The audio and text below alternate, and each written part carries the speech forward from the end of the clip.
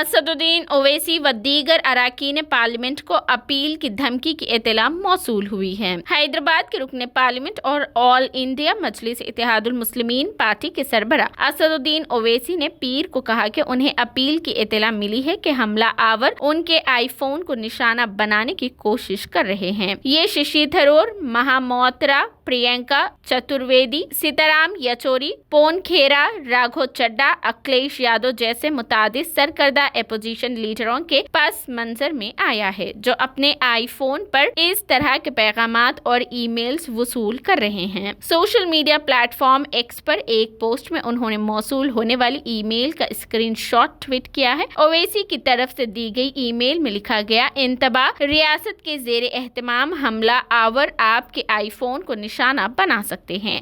اب اپیل کا خیال ہے کہ آپ کو ریاست کے زیر اہتمام حملہ آوروں کی طرف سے نشانہ بنایا جا رہا ہے جو آپ کے ایپل آئی ڈی سے وابستہ آئی فون کو دور سے سمجھوتا کرنے کی کوشش کر رہے ہیں۔